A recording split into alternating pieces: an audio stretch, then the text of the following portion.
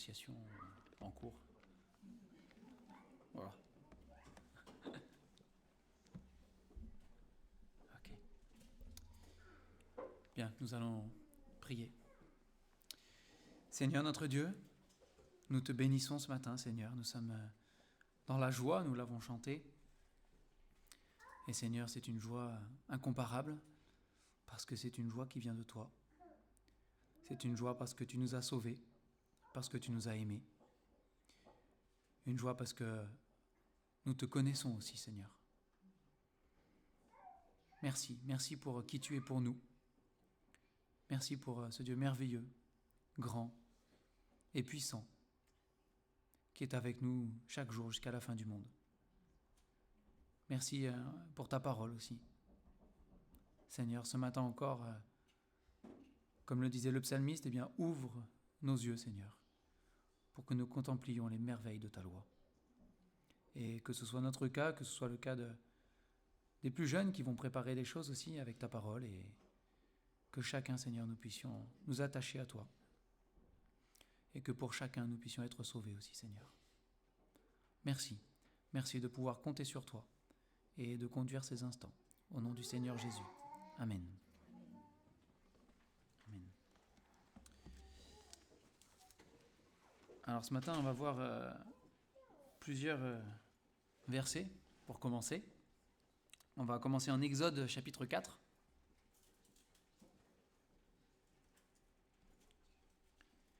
En Exode chapitre 4.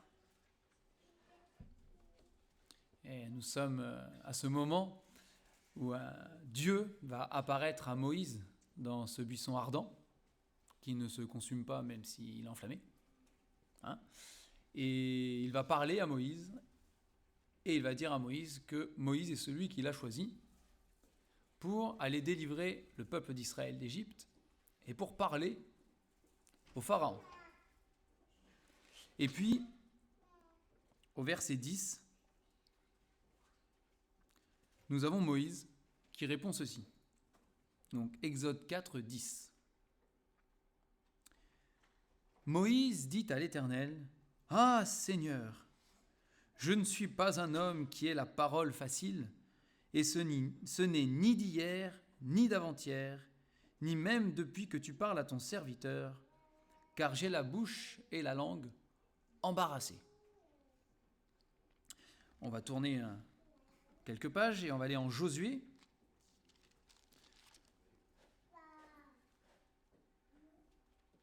Josué, chapitre 7, verset 7.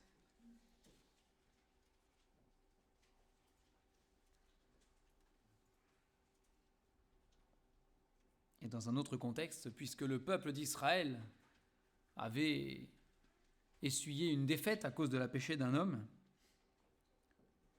Josué, qui n'est pas au courant qu'un homme a péché et que c'est pour ça qu'ils ont eu la défaite, va adresser ces mots au Seigneur. Josué 7, chapitre 7, verset 7.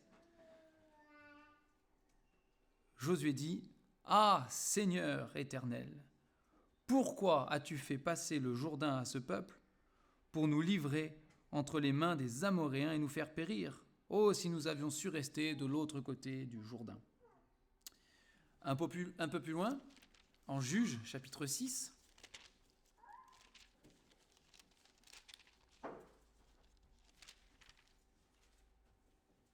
l'Éternel va se présenter sous la forme de l'ange de l'Éternel à Gédéon pour lui dire que bien, c'est lui qui l'a choisi pour délivrer son peuple, pour être juge en Israël. Et donc, au verset 15, voici ce que Gédéon répond à l'Éternel.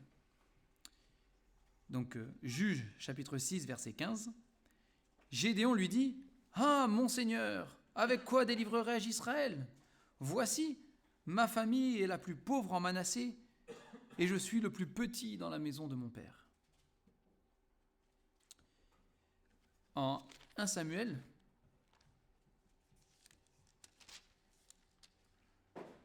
chapitre 9,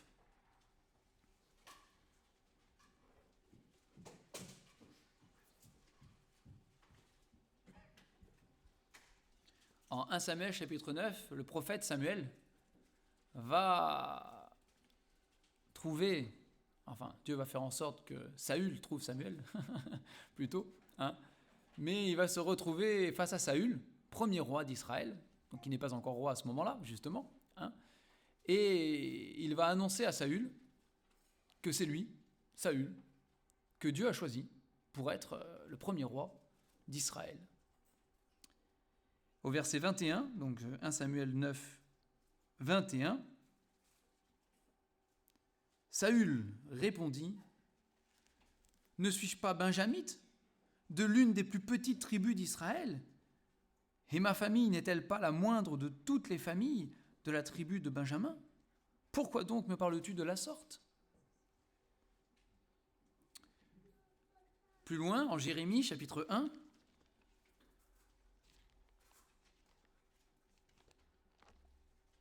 et au verset 6,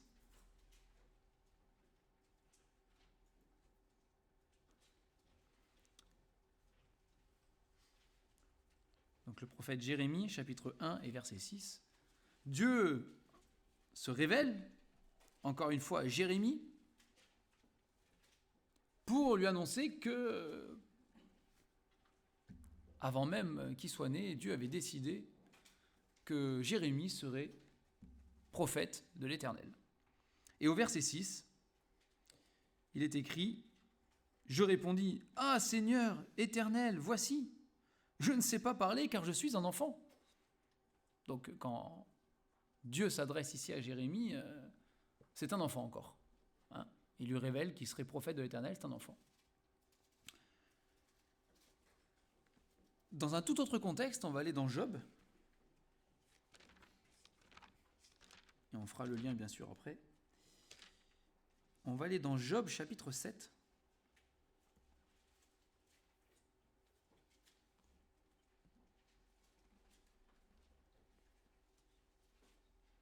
Et au verset 15.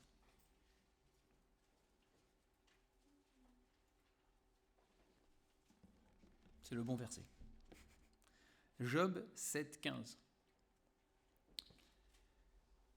Donc l'histoire de Job, plus ou moins tout le monde la connaît, au moins dans les grandes lignes. Hein, nous avons Job, qui est qualifié par Dieu lui-même comme un homme intègre, droit, juste, qui aime l'Éternel, qui fait ce qu'il faut, même au-delà de ce qu'il faut pour plaire à l'Éternel. Il offre des sacrifices pour lui-même si jamais il a péché, et il offre même des sacrifices pour ses enfants, au cas où ses enfants auraient fait ce qu'il ne fallait pas. On ne sait jamais. Il offrait même des sacrifices du coup pour ses enfants. Et nous avons on a une confrontation entre Satan et l'Éternel, hein, et où Job est pris à partie dans cette confrontation. Et il est pris comme exemple par Dieu pour dire que, contrairement à ce que Satan a choisi, et à ce que d'autres font, il y a un homme qui est intègre et juste, et qui aime l'Éternel, d'une manière sincère et vraie, Job. Et Satan répond à Dieu en lui disant « Non, non, non, non, non, non, non, ce n'est pas la vérité. Si Job t'aime, c'est parce que tu le bénis. Mais si tu enlèves la bénédiction, il sera comme tous les autres, il te maudira. » Et Dieu dit non, il ne le fera pas, parce qu'il m'aime de manière désintéressée. Suite à ça, Job est choisi par Dieu pour être son champion et pour défendre son honneur et l'honneur de l'homme qui peut aussi, d'une certaine manière, aimer Dieu réellement de tout son cœur. Et donc, Job perd tout. Ses biens, ses enfants meurent, il perd tout, complètement. Et il se retrouve dans une situation qu'on ne peut pas décrire réellement. Il perd même la santé, etc. Mais pas la vie, parce que Dieu a dit à Satan, la vie, tu ne peux pas y toucher. Il ne peut pas mourir. Et donc, dans tout ce qui va sortir du cœur de Job, parce qu'il y a bien des choses, on trouve cette grande phrase au verset 15. « Ah, je voudrais être étranglé, je voudrais la mort plutôt que ses os. » Il y a d'autres passages dans Job, où Job exprime, il maudit, donc un peu avant, il maudit le jour de sa naissance, il maudit le fait d'être né, et il dit « J'aurais mieux fait de ne pas vivre Si c'est pour vivre ce qui m'attend, j'aurais mieux fait d'être mort dans le ventre de ma mère, ou carrément même de ne pas exister. Ça aurait été mieux. Ma venue sur Terre est une erreur. Je n'aurais pas dû vivre. C'était mieux. Ça aurait été mieux. Et là où je veux nous emmener ce matin, c'est justement avec tout ce qu'on a vu là, il y a Dieu qui demande quelque chose, ou qui révèle quelque chose, ou qui montre quelque chose, ou une circonstance qui arrive, dans le cas de Job. Et puis, ah mais Seigneur, non, c'est une erreur. C'est une erreur. Alors ils n'ont pas tous, tous ceux qu'on a vus là, que ce soit Moïse, que ce soit Saül, c'est pas du tout le même chemin, c'est pas du tout la même vie, c'est pas du tout la même finalité même entre Moïse et Saül, ni même Josué, ni même Gédéon. Ils ont tous vécu après des choses qui étaient des leurs, une vie qui était la leur avec le Seigneur et qui était vraiment différente les unes des autres. Mais le point de départ de toutes ces choses, et même Jérémie, le point de départ de toutes ces choses, c'est quand même une grande leçon, c'est que Dieu ne se trompe jamais. Dieu ne fait pas d'erreur, en fait. Et il n'a pas fait d'erreur quand il a choisi Moïse. Ce n'était pas une erreur.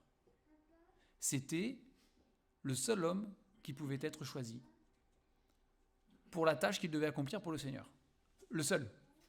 Il ne pouvait pas y en avoir d'autres. Il n'y avait pas deux Moïse. Il dit que Moïse était l'homme le plus patient de la terre, que la terre ait jamais connu. Et il fallait un Moïse à ce moment-là. Mais Dieu n'a pas fait d'erreur. Dieu n'a pas fait d'erreur quand il a choisi Jérémie pour prophète. Le prophète qui pleure. Dès qu'il était un enfant. Ce n'était pas une erreur. Et Dieu n'a pas fait d'erreur quand il a choisi Job pour être son champion. C'est qui aurait pu endurer ce que Job a enduré et rester fidèle? Bien peu.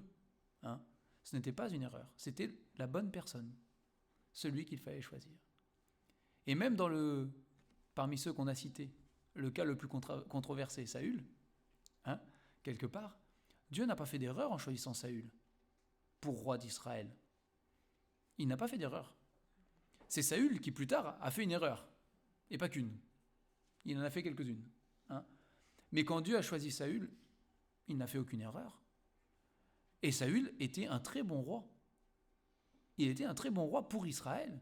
Il a remporté de nombreuses batailles, de nombreuses conquêtes.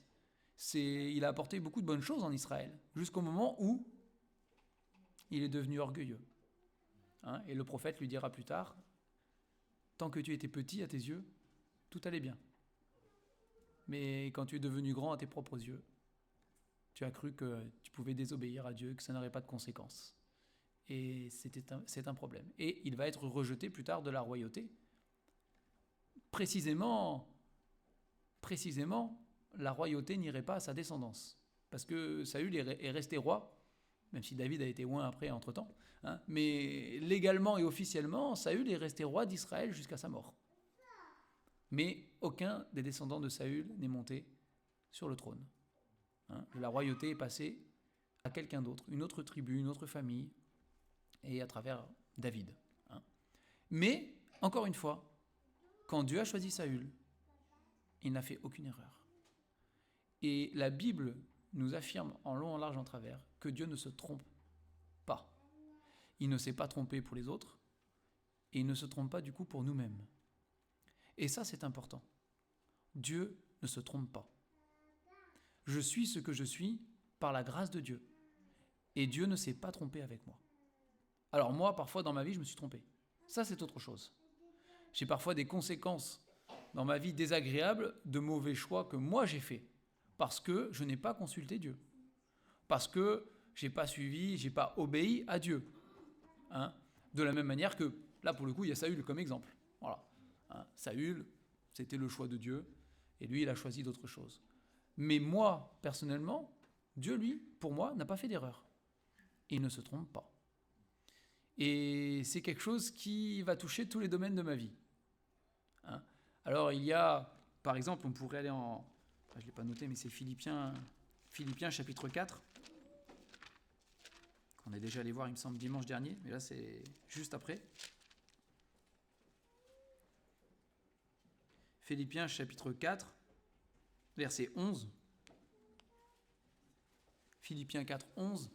Paul, il dit aux Philippiens ici, « Ce n'est pas en vue de mes besoins que je dis cela, car j'ai appris à être content dans l'état où je me trouve. » Et puis il développe un peu au verset 12, « Je sais vivre dans l'humiliation, je sais vivre dans l'abondance. En tout et partout, j'ai appris à être rassasié et à avoir faim, à être dans l'abondance et à être dans la disette. Je puis tout par celui qui me fortifie. » Donc Paul, il dit, à sa manière, ici, inspiré par Dieu, l'état dans lequel je suis, il est bon. Et j'ai appris à être content dans l'état où je suis. Parce que Dieu est souverain, Dieu dirige ma vie, mon tout suffisant c'est Christ.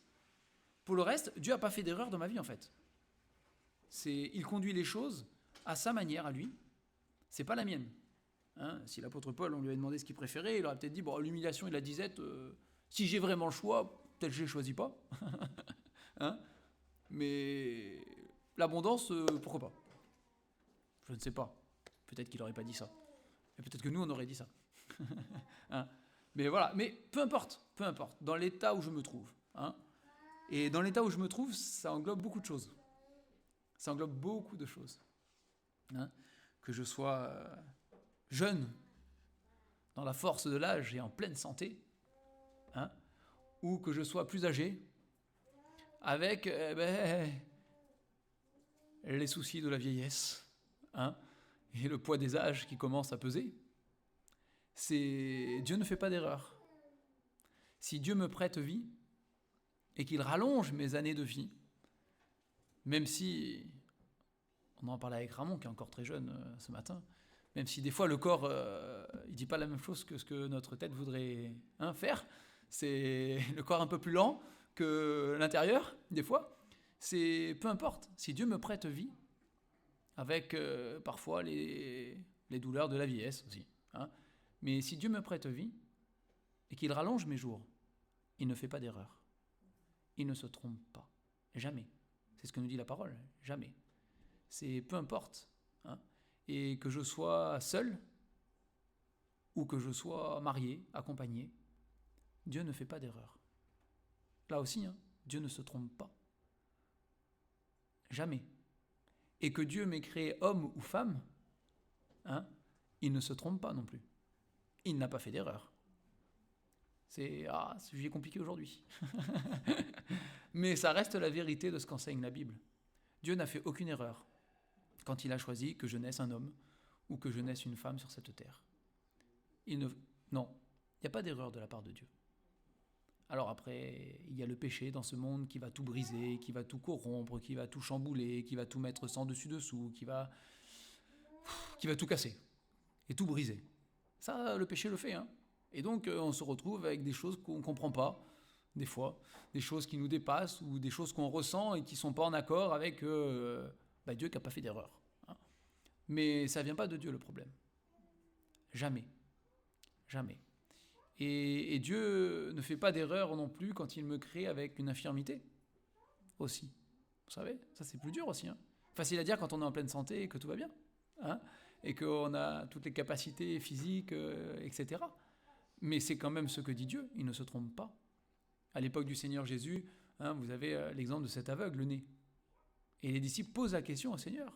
Seigneur, est-ce que c'est lui ou ses parents qui ont péché pour qu'il soit aveugle, pour qu'il soit né aveugle?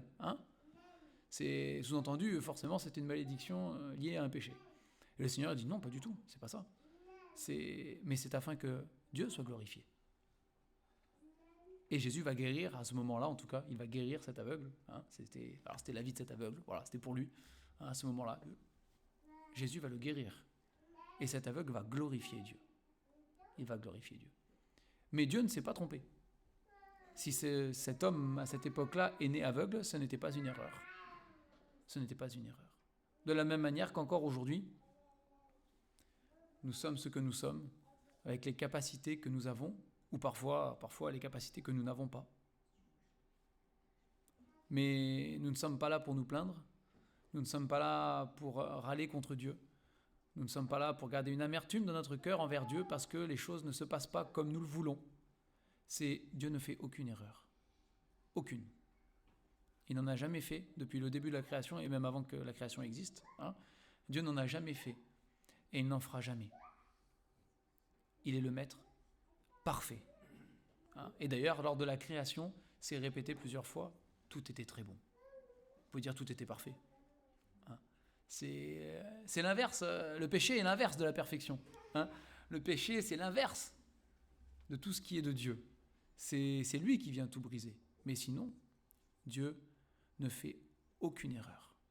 On a ce beau verset en Romains chapitre 8.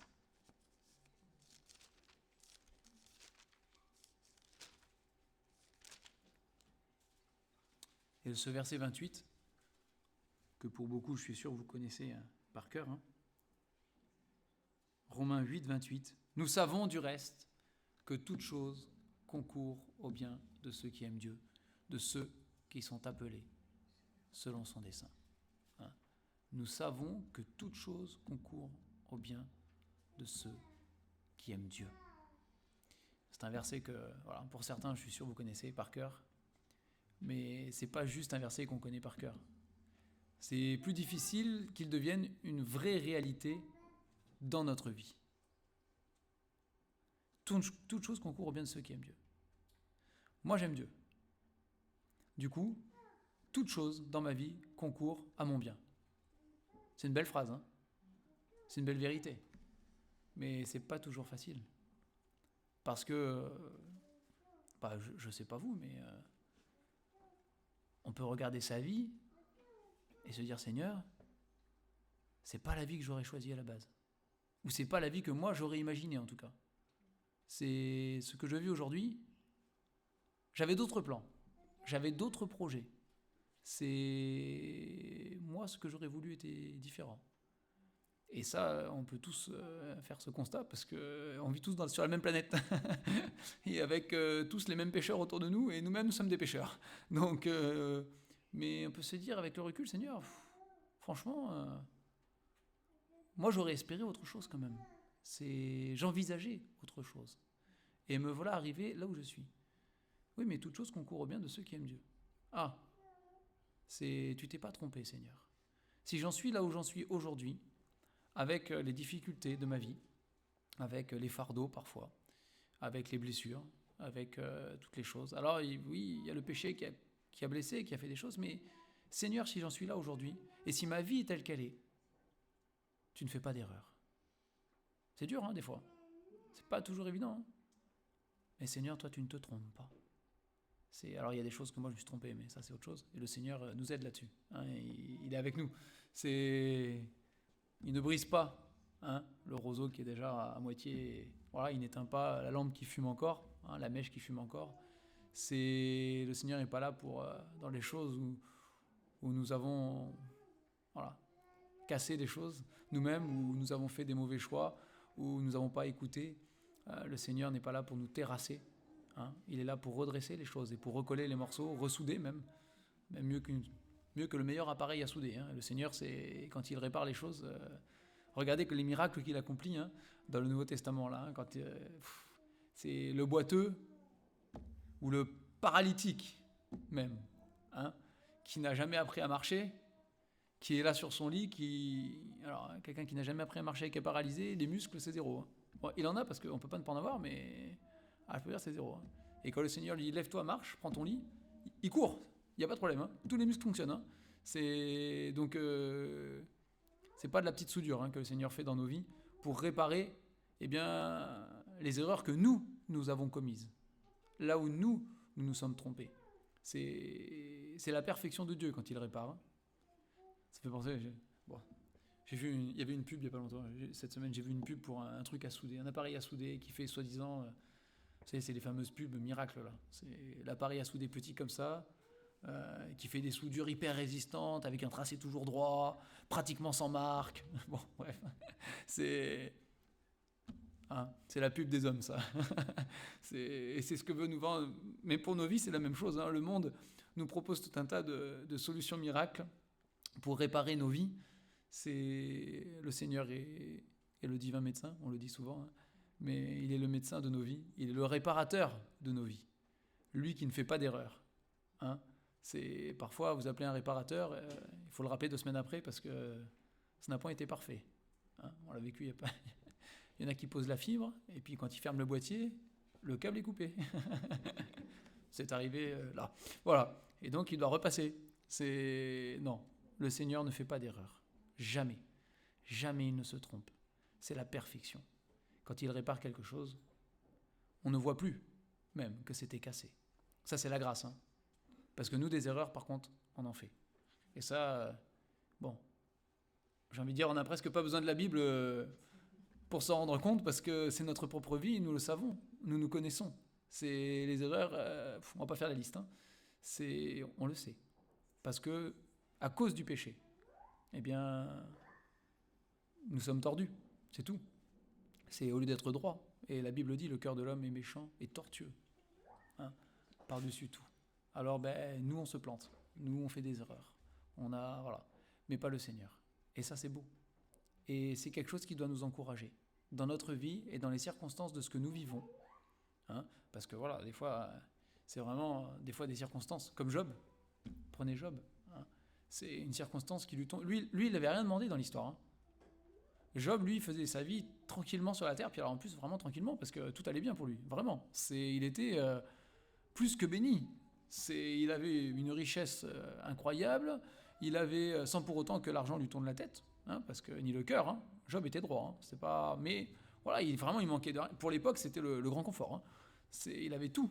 Il avait tout. Il avait des enfants en pleine forme, qui pouvaient faire la fête autant qu'ils voulaient, etc. Bon, ça lui causait des petits soucis peut-être, parce qu'on voit qu'il faisait des sacrifices au cas où il péchait, donc on voit qu'il n'était pas toujours très serein, mais bon, il était parent, donc c'est normal, mais ça allait. Il avait, on voit hein, dans le livre de Job, une excellente réputation auprès de tous les autres. C'était un homme d'une réputation de sagesse, de bons conseils, parce qu'il marchait avec Dieu, hein, c'est pas qu'il était exceptionnel, hein, mais voilà, il avait vraiment tout, et c'est juste que voilà, il était pour rien dans cette histoire, mais il a été choisi par Dieu pour être le champion de Dieu. Et alors, toutes les circonstances du jour au lendemain deviennent contraires. Tout ce qui était favorable devient défavorable. Tout ce qui était agréable devient désagréable.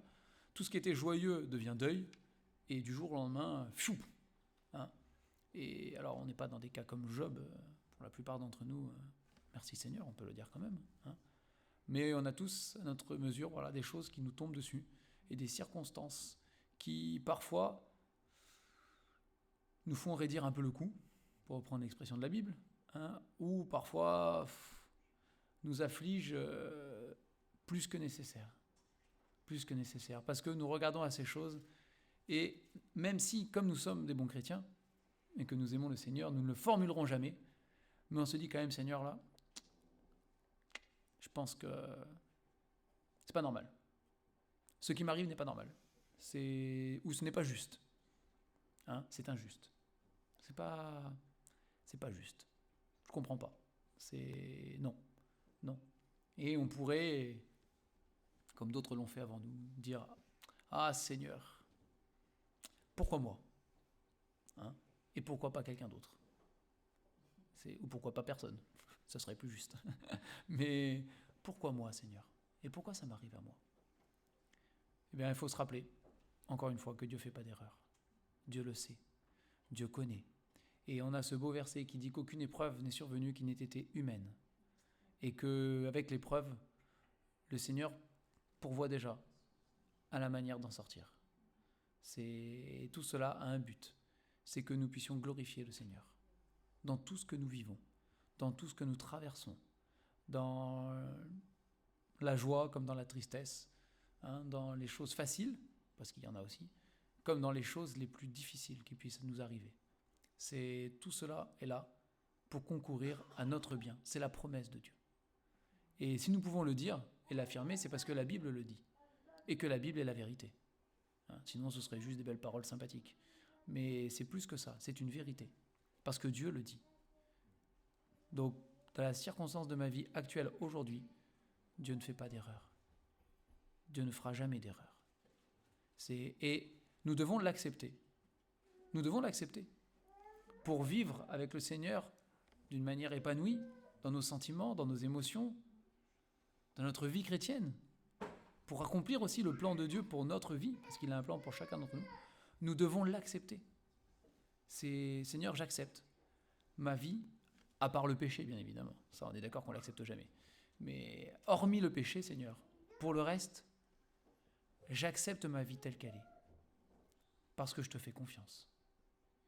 Hein, vous avez ce beau verset où le Seigneur dit « J'ai formé sur toi », c'est pour Israël, mais on se l'applique aussi à nous, hein, « J'ai formé sur toi des projets de paix et non de malheur, afin de te donner un avenir et de l'espérance. » C'est l'avenir et l'espérance que nous avons.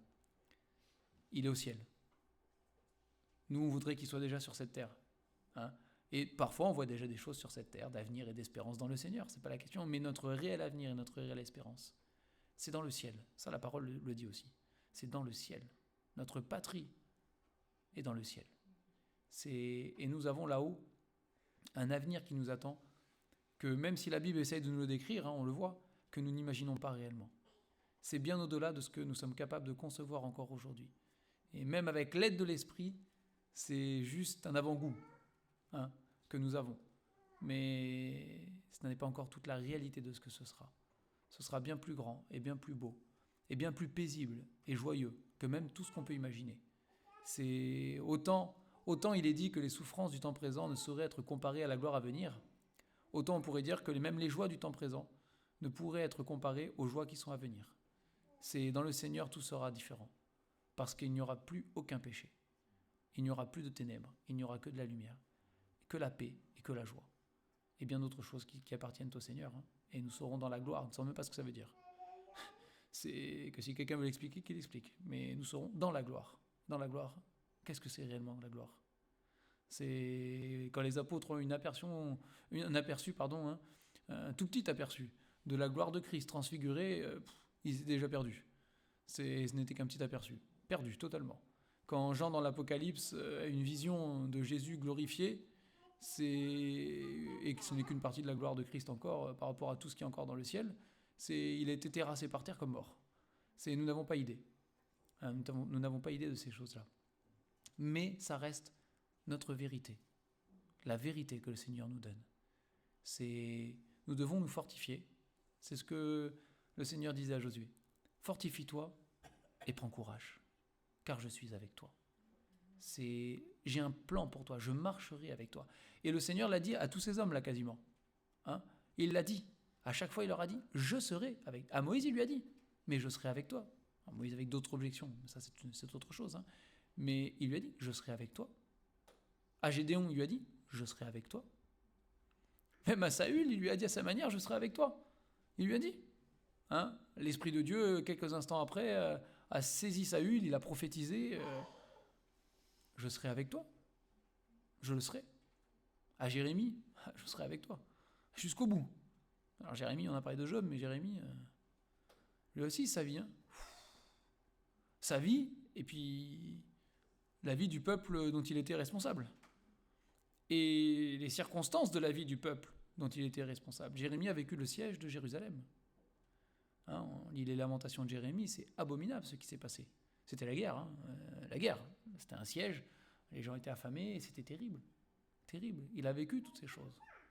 Hein, et je ne suis pas allé, mais dans Jérémie, des fois, à un moment, il le dit aussi au Seigneur. Hein. Mais pourquoi, Seigneur? Mais pourquoi ces choses nous arrivent-elles? Alors qu'il le savait, mais c'était trop. Hein, c'était trop. Et pourquoi, Seigneur, jusque-là? Comment est-ce possible? Comment est-ce possible? Mais il n'y a pas d'erreur. Pas d'erreur de la part de Dieu.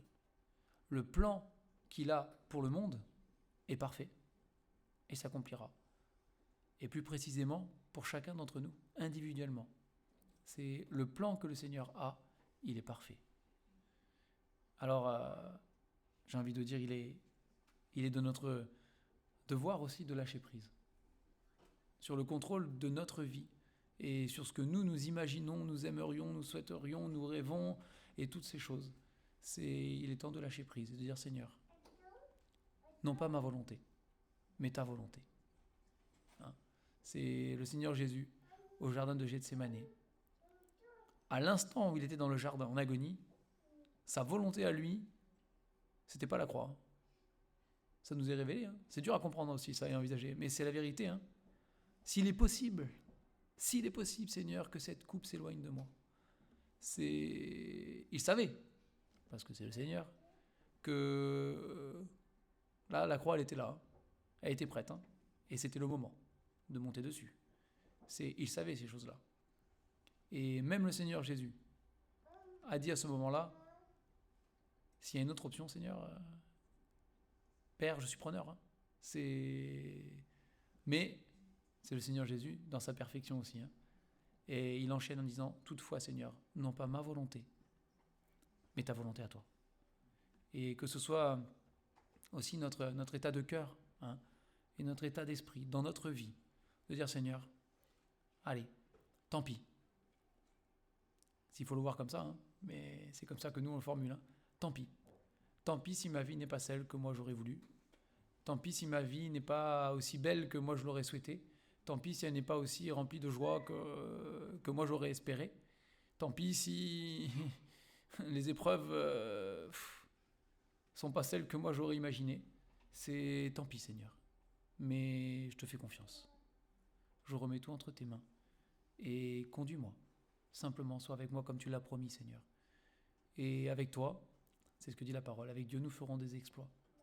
C'est peut-être pas aux yeux des hommes, peut-être pas aux yeux du monde, mais aux yeux du peuple de Dieu, qui marche vraiment avec le Seigneur, oui, et plus important, aux yeux du Seigneur, nous ferons des exploits.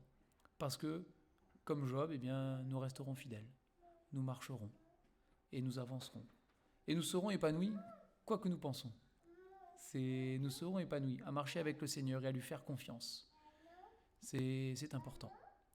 Mais voilà, en tout cas, je ne ferai pas plus loin ce matin, mais le Seigneur ne fait pas d'erreur avec moi. Et soyez rassurés et assurés de cela. Il n'y a pas d'erreur. C'est parfait. Et nous devons le louer. Parce que ça nous pousse, c'est vrai, à lui faire confiance. Mais ça doit aussi nous pousser, une fois que nous avons accepté notre vie avec le Seigneur, ça doit nous pousser à le louer, à la louange et à le glorifier. Parce qu'il est parfait dans nos vies. Et vous savez, juste pour terminer, mais on se dit parfois, c'est pas la vie que j'aurais aimée, tatati tatata, où on pense à ces choses-là. Mais nous n'imaginons pas, et nous n'avons aucune idée de ce qu'aurait été notre vie sans connaître Dieu. Et à mon avis, il vaut mieux pas savoir. Ou alors, si on le savait, on dirait merci Seigneur pour la vie actuelle. Parce que sans le Seigneur, imaginez, ce serait pas la même chose. Hein. Ce serait pire. C'est une certitude, ce serait pire. On va prier pour terminer. Seigneur, ce matin nous te louons et nous t'adorons parce que tu es parfait. Parfait en tout. Parfait dans ta personne, parfait dans tes actions, parfait dans tes œuvres, parfait dans ton salut, parfait dans ta patience, dans ta grâce, parfait dans la restauration de nos âmes. Et tu es parfait, Seigneur, dans nos vies. Ce matin, Seigneur, nous voulons tourner encore les regards vers toi, notre Dieu, et te dire merci pour la vie que tu nous donnes. Nous te faisons confiance, Seigneur, et nous voulons te faire encore davantage confiance pour nos vies. Aide-nous à être contents dans l'état où nous sommes. Parce que cet état, nous le traversons, nous le sommes avec toi. Et c'est cela, Seigneur, qui est important. C'est cela le plus important. Nous te bénissons, notre Dieu. Merci, parce que tu ne t'es pas trompé. Tu ne te trompes pas et tu ne te tromperas jamais. Tu es le Dieu parfait d'éternité en éternité. Te bénissons au nom du Seigneur Jésus.